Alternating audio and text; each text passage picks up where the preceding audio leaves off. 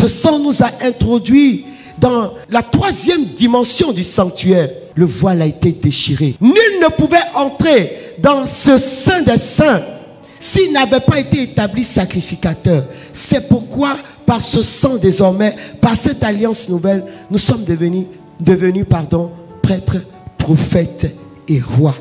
Jésus nous entraîne dans le tout est accompli parce qu'il ouvre pour nous les portes qui nous donnent accès au trône de la grâce.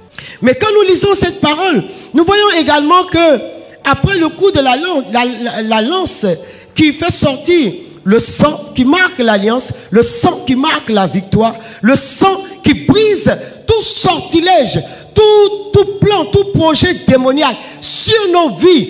Et c'est pourquoi je dis à quelqu'un, je ne sais pas ce qui a empêché le projet que Dieu avait fait pour toi en 2022 de s'accomplir, mais je t'annonce qu'en entrant dans l'esprit du tout est accompli que Dieu dit sur la croix, j'active le mystère de la victoire de la croix glorieuse dans ta vie. C'est pourquoi ce qui n'a pas été possible depuis janvier sera possible en ce mois de décembre au nom de Jésus-Christ de Nazareth. Et l'eau, nous le savons, est le symbole de la vie. Jésus nous introduit dans la vie. Et quand je mets ces deux ensemble, la victoire sur les ténèbres, la vie, il nous introduit dans une vie victorieuse. Dans le tout est accompli de Dieu bien-aimé, on entre dans le chapitre 20, le tombeau est trouvé vide. Après que Jésus lui dit tout est accompli, qu'il lui donnait son esprit au Père, qu'il a été enseveli, bien-aimé, en réalité, ce qu'on croyait être la victoire du diable ne marquait que le commencement de la gloire du Fils de Dieu. Et je veux dire à quelqu'un, peut-être qu'il y a des personnes qui attendent le 31 pour te donner des vœux hypocrites comme ils ont l'habitude de faire, alors qu'en réalité, ils sont en train de se moquer de toi pour te rappeler que tu n'es pas encore marié, que tu n'as encore rien, que Dieu te conduise au mariage. Chaque année, ils vont dire la même chose. Ils n'ont qu'à être inventifs.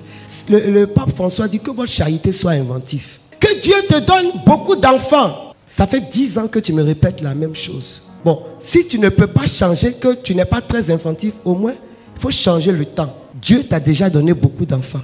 Au moins, je vois que ton action est prophétique. Le tout est accompli de Dieu nous entraîne dans le tombeau qui est vide. Ceux qui t'ont déjà enterré et qui pensent que 2022 est fini, le tombeau sera vide. Ils vont trouver le tombeau vide. Là où ils ont voulu t'enterrer, ils vont trouver vide.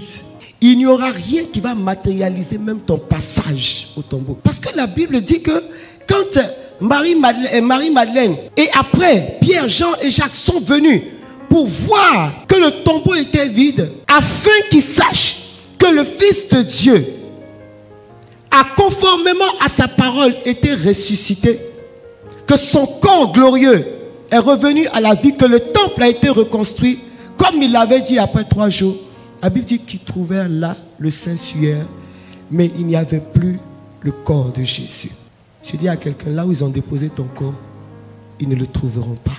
Il paraît qu'ils font des listes en cette fin d'année.